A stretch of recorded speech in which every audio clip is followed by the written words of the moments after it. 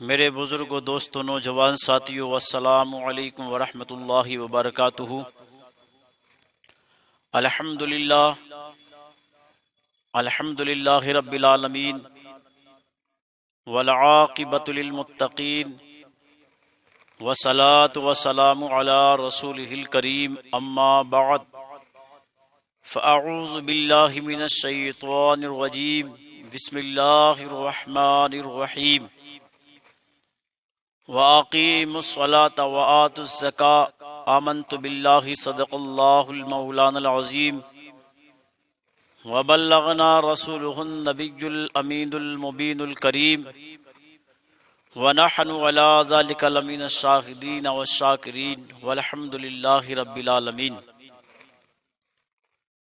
حمد و صلاۃ کے بعد آئیے ہم اور آپ سب سے پہلے آقا انعامدار، مدینے کے تاجدار، دونوں عالم کے مالک و مختار، سید ابرار، محبوب ابرار و اخیار، احمد مجتبی محمد مصطفیٰ صلی اللہ تعالی علیہ وآلہ وسلم کی بارگاہ میں درود و سلام کی ڈالیاں نچھاور کریں۔ پڑھی بابلند آواز، اللہم صلی علی سیدنا ومولانا محمد وبارک وسلم صلاۃ وسلام علیک یا سیدی یا حبیبی یا رسول اللہ صلی اللہ علیہ وسلم۔ میرے بزرگوں، دوستوں، نوجوان ساتھیوں، خطبہ مسنونہ کے بعد میں نے جس آیت کریمہ کو تلاوت کیا ہے، اللہ جل جلالہ و عم نوالہ اپنے پاک قرآن میں ارشاد فرماتا ہے، وَأَقِيمُوا الصَّلَاةَ وَآتُوا الزَّكَاةَ۔ اللہ کا ارشاد ہے کہ نماز قائم کرو اور زکوٰۃ ادا کرو۔ اللہ رب العزت جل جلالہ و عم نوالہ نے اپنے بندوں کو نماز قائم کرنے کا حکم فرمایا اور زکوٰۃ دینے کا۔ جب تمہیں اللہ تبارک و تعالی دولت سے نوازے، اللہ تم کو دولت جیسی نعمت عطا کرے، تو رب تبارک و تعالی کی بارگاہ میں اپنے مال کو خرچ کرو، یعنی زکوٰۃ ادا کرو، اور زکوٰۃ کے ذریعے غربا مساکینوں کی امداد کرو اور ان کا خیال رکھو۔ غریبوں مساکینوں کا خیال رکھنا تمہارے اوپر ان کا حق ہے۔ تو برادران ملت اسلامیہ، کئی مقامات پر اللہ رب العالمین نے اپنے بندوں کو نماز قائم کرنے کا حکم فرمایا اور ساتھ ہی ساتھ میں زکوٰۃ کا بھی حکم فرمایا۔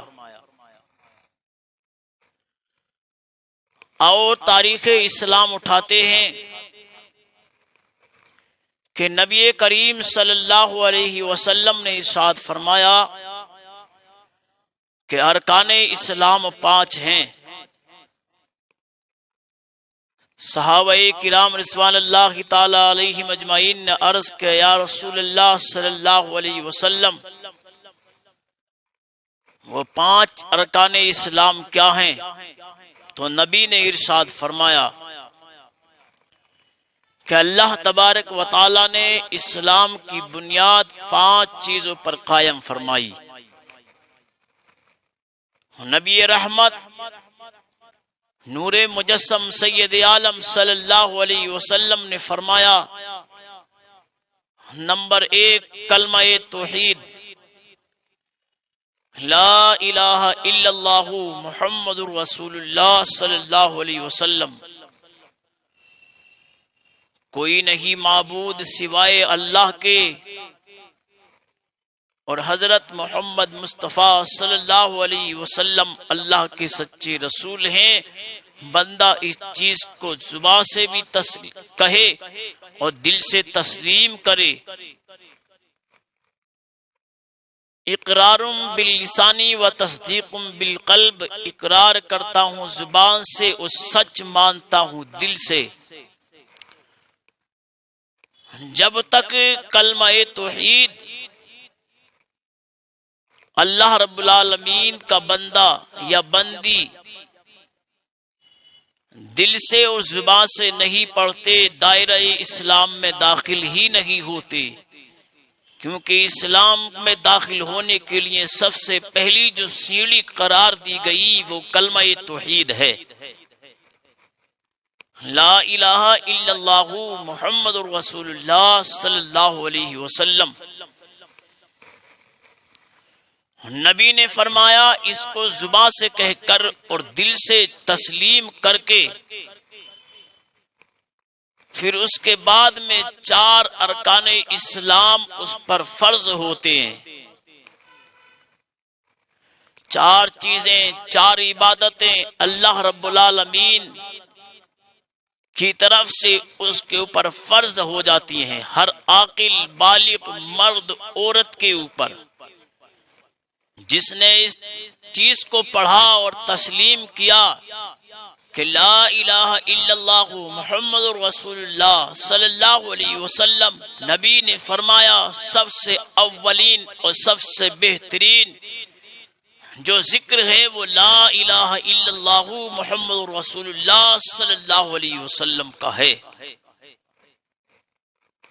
بندہ اپنی زندگی میں اس چیز کی کثرت کرے، پھر اس کے بعد میں اللہ رب العالمین نے نماز قائم کرنے کا حکم فرمایا، اور ساتھ ہی ساتھ میں اپنے مال کی زکوٰۃ ادا کرنے کا۔ اللہ رب العالمین نے اپنے بندوں پر نماز پنجگانہ ادا کرنا فرض فرمائی۔ ہر عاقل، ہر بالغ، ہر مرد، ہر عورت پر نماز پنجگانہ ادا کرنا فرض ہے۔ نبی کریم صلی اللہ علیہ وسلم نے ارشاد فرمایا کلمہ طیبہ کے بعد، کلمہ توحید کے بعد سب سے اولین جو فرض ہے بندے اور بندی پر وہ نماز ہے، اور نماز وہ واحد عبادت ہے جو اللہ رب العالمین سے ملاتی ہے۔ نبی نے ارشاد فرمایا، نبی کا فرمانے جنت نشان ہے۔ نبی فرماتے ہیں الصلاۃ معراج المومنین، نماز مومن کی معراج ہے۔ الصلاۃ عماد الدین، نماز دین کا کھمبا ہے۔ من اقامہا فقد ہدم الدین، نماز دین کا ستون ہے۔ اور نبی نے فرمایا نماز میری آنکھوں کی ٹھنڈک ہے۔ جس نے نماز کو قائم کیا اس نے دین کو قائم کیا، جس نے نماز کو چھوڑا اس نے دین کو تباہ کیا، اور جس نے نماز کو قائم کیا اس نے دین کے کھمبے کو مضبوط کیا۔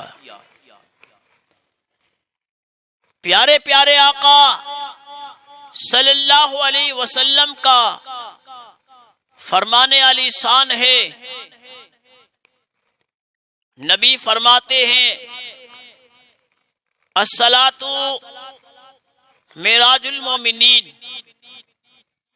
نماز مومن کی معراج ہے، اور نماز میری آنکھوں کی ٹھنڈک، اور نماز بے حیائی بری باتوں سے روکتی ہے۔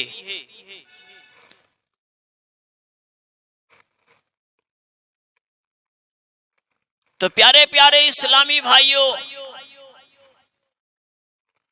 آؤ تاریخ اٹھاتے ہیں۔ اللہ رب العالمین کا فرمانے علی شان ہے کہ واقیم الصلاۃ، نماز قائم کرو۔ اللہ نے کئی مقامات پر نماز قائم کرنے کا حکم فرمایا۔ مگر مولا تبارک و تعالیٰ کے پیارے حبیب صلی اللہ علیہ وسلم کی بارگاہ میں عرض کیا، صحابہ نے یا رسول اللہ، رب تبارک و تعالیٰ نے کئی مقامات پر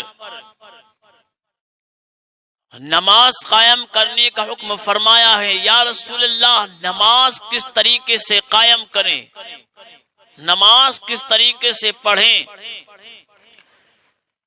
تو نماز قائم کرنے کا رب نے حکم فرمایا، اور نماز قائم کرنے کا طریقہ میرے نبی نے ارشاد فرمایا۔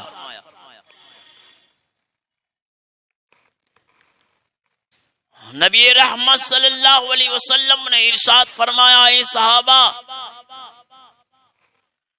تم نماز قائم کرنے کا سوال کرتے ہو کہ نماز کس طریقے سے قائم کی جائے، کس طریقے سے ادا کی جائے، تو رب تبارک و تعالی نے مجھے اس دنیا کے اندر اپنے بندوں کی رہنمائی کے ہی لیے پیدا فرمایا ہے۔ تو نبی کریم صلی اللہ علیہ وسلم نے نماز قائم کرنے کا طریقہ بیان فرمایا۔ نبی نے قیام کر کے امتیوں کو بتایا کہ کس طریقے سے قیام کیا جائے۔ قرآن میں نماز قائم کرنے کا حکم ہے، مگر طریقہ نہیں۔ طریقہ میرے مصطفیٰ نے بیان فرمایا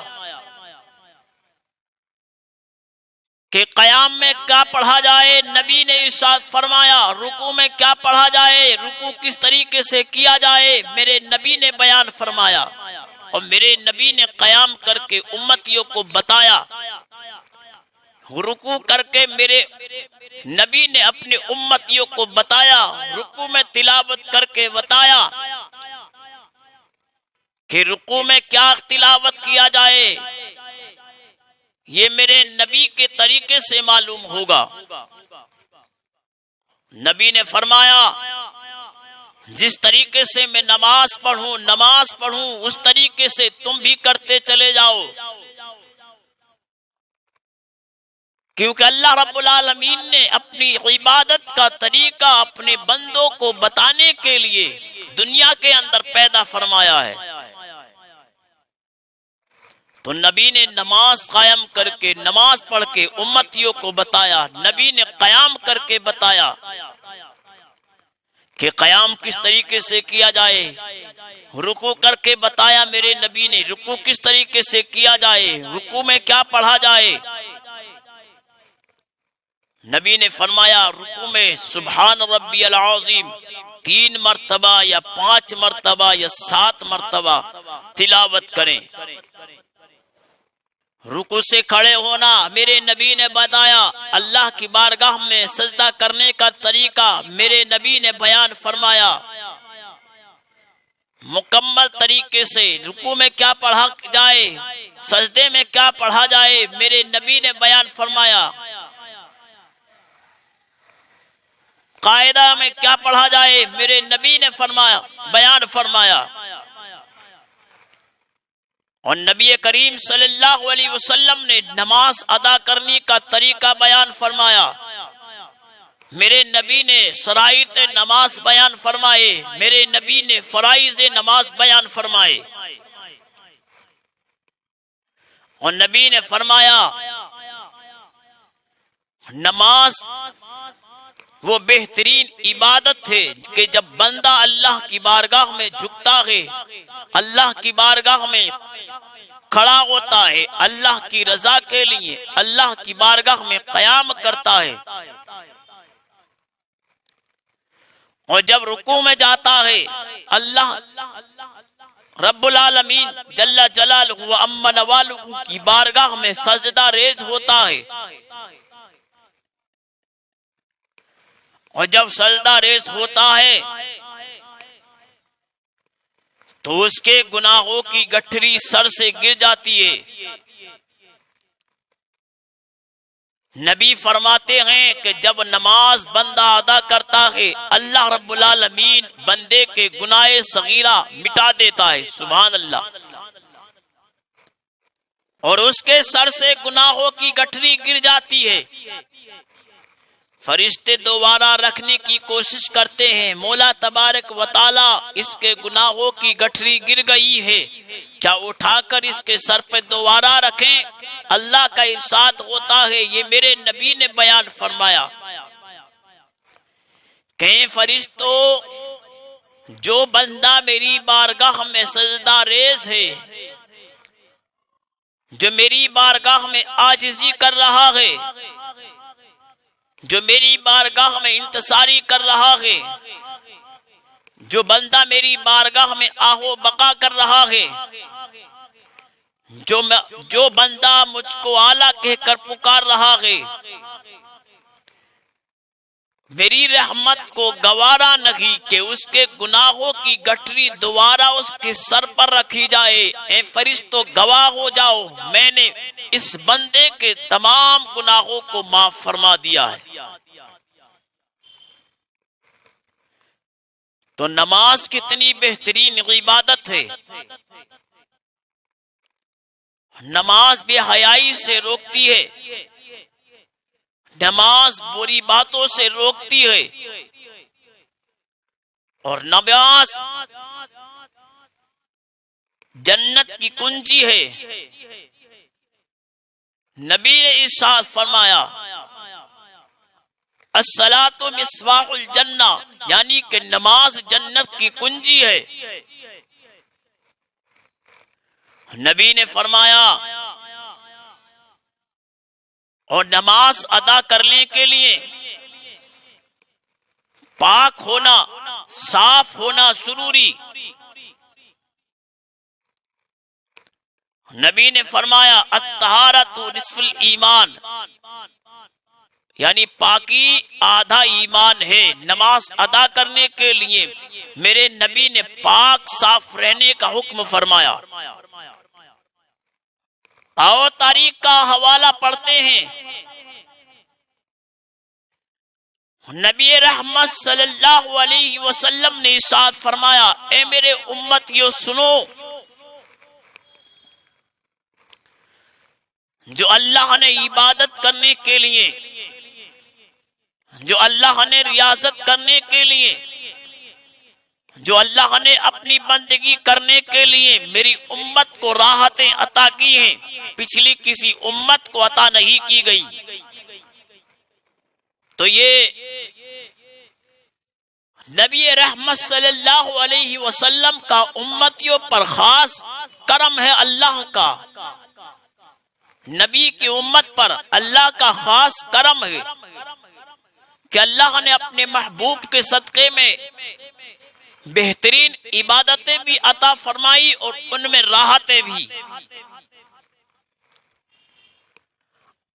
آؤ تاریخ دیکھیں، نبی رحمت صلی اللہ علیہ وسلم نے ارشاد فرمایا کہ پچھلی امتیوں کے لیے، نبیوں کی امتوں کے لیے قانون رب تبارک و تعالیٰ کی بارگاہ سے سخت تھے، مگر اللہ نے میری امت کے لیے آسانیاں پیدا کی ہیں۔ پہلے نبیوں کی امتوں کے لیے اگر جسم ناپاک ہو جائے تو جسم کا داغنا، جسم کو داغ کر پاک کیا جاتا تھا، کپڑا ناپاک ہو جائے کاٹ دیا جاتا، مگر اللہ نے میری امت کے لیے جسم ناپاک ہو جائے، جسم کو داغنے کا حکم نہیں دیا، کپڑا ناپاک ہو جائے کپڑا کاٹنے کا حکم نہیں،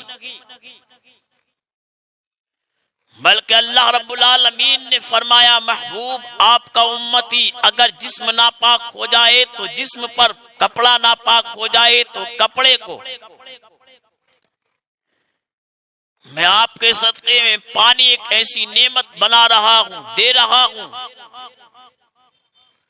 کہ اگر آپ کا امتی جسم ناپاک ہو جائے، جسم پر 3 مرتبہ آپ کے کہنے کے مطابق پانی بہا لے، جسم پاک ہو جائے گا۔ کپڑا ناپاک ہو تو آپ کے بتائے ہوئے طریقے سے کپڑا کو پاک کرے، پانی میں بھگو لے، آپ کے طریقے سے کپڑا پاک ہو جائے گا۔ اور اسی جسم سے اسی کپڑے سے نماز ادا کرے۔ تو کتنی راحتیں اللہ نے اپنے محبوب کے امتیوں کو عطا کی ہیں۔ اے محبوب، ہم نے اور نبیوں کی امتوں کے لیے قانون بنایا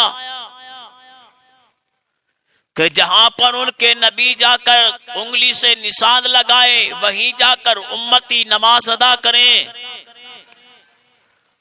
اے محبوب، آپ کی امت کے لیے ساری روح زمین کو ہم نے عبادت گاہ بنایا ہے۔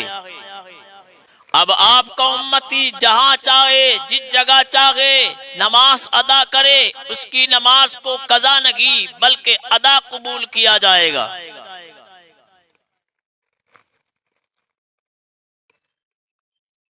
اور اللہ رب العالمین کے پیارے حبیب صلی اللہ علیہ وسلم نے ارشاد فرمایا کہ جب بندہ اللہ کی عبادت کرتا ہے، اللہ کی بندگی کرتا ہے، اللہ کی ریاضت کرتا ہے، اللہ کی بارگاہ میں روتا ہے، اللہ کی بارگاہ میں گڑ گڑاتا ہے، اللہ کی بارگاہ میں عاجزی اور انکساری کرتا ہے، اللہ اپنے بندے کے گناہوں کو مٹا دیتا ہے، اور گناہوں کو مٹا کر اس طریقے سے پاک اور صاف کر دیتا ہے جیسے اپنی ماں کے پیٹ سے ابھی جنم لیا ہو۔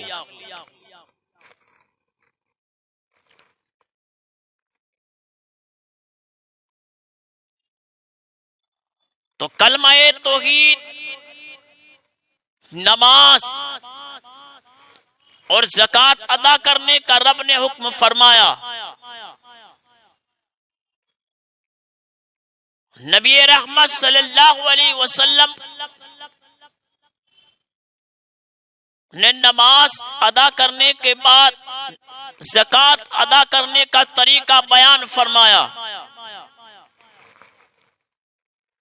کہ اللہ نے آپ کو مال دولت سے نوازا ہے تو 40واں حصہ اللہ کی راہ میں خرچ کرو۔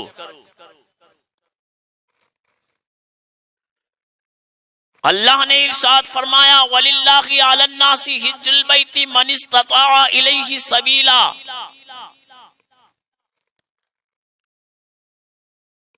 اگر تم جانے کی استطاعت رکھتے ہو، طاقت رکھتے ہو، قوت رکھتے ہو، صاحب استطاعت ہو، صاحب نصاب ہو، تو اللہ کے گھر کی زیارت کرو۔ اللہ نے اپنے بندوں کو اپنے گھر کی زیارت کا حکم فرمایا ہے۔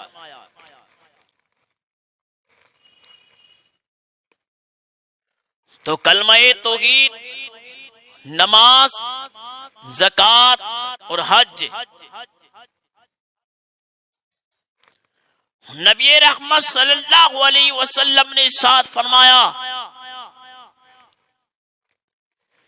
کہ جب تم طاقت رکھتے ہوئے، قوت رکھتے ہوئے، استطاعت رکھتے ہوئے اللہ کی بارگاہ میں آؤ گے،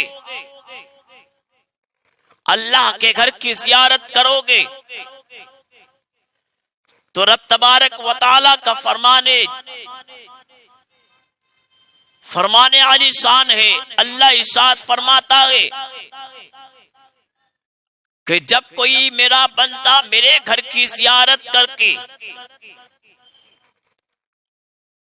پلٹتا ہے تو میں اس کے گناہوں کو مٹا دیتا ہوں، اور حاجی جب حج کر کے پلٹتا ہے تو رب تبارک و تعالی اس کے گناہوں کو مٹا دیتا ہے۔ نبی رحمت صلی اللہ علیہ وسلم نے فرمایا 5واں جو قانون ہے وہ رمضان المبارک کے روزے۔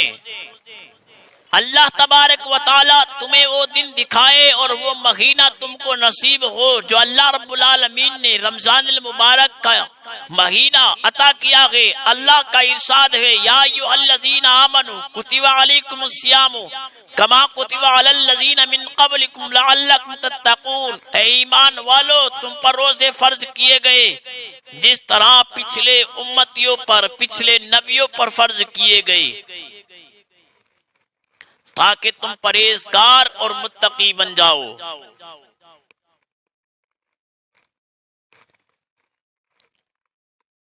تو رمضان المبارک کے مہینے کے روزے رکھنا ہر عاقل بالغ مرد عورت پر فرض ہے۔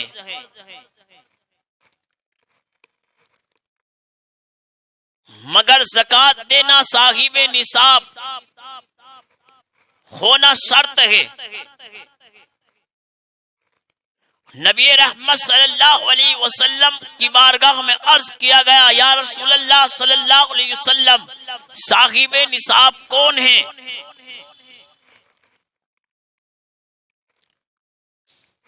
صاحب نصاب لوگ کون ہیں؟ نبی نے فرمایا، جن کے پاس 52.5 تولے چاندی یا 7.5 تولے سونا یا اس کے پاس میں موجودہ رقم یا کوئی بھی تجارتی مال اس کے پاس موجود ہے تو وہ صاحب نصاب ہے اور اس پر زکوٰۃ دینا فرض ہے، اور اسی پر حج کرنا فرض ہے۔ اگر نصاب تک نہیں پہنچا، اگر اتنی دولت نہیں، اتنی چاندی نہیں، اتنا سونا نہیں، اتنی رقم نہیں، یا اتنا تجارتی کوئی مال نہیں، تو اس پر زکوٰۃ دینا فرض نہیں، اور نہ ہی اس پر حج کرنا فرض ہے۔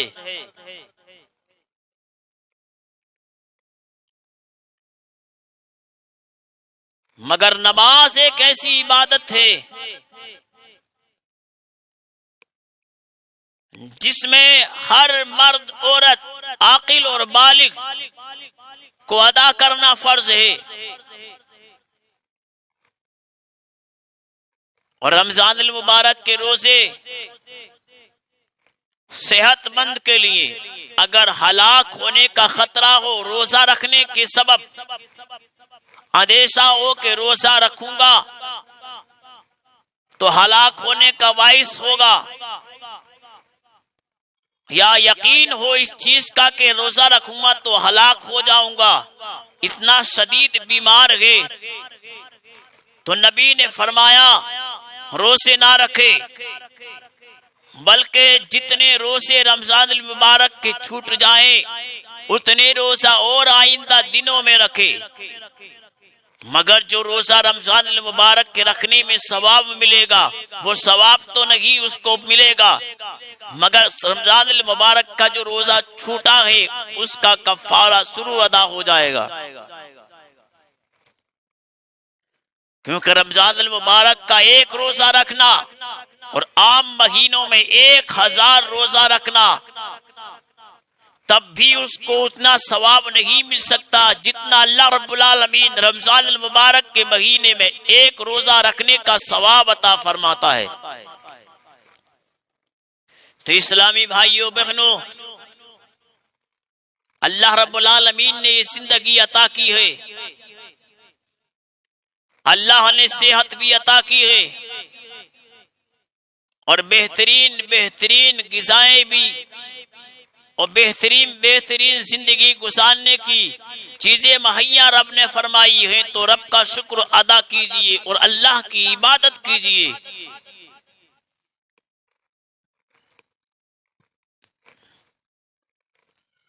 اللہ رب العالمین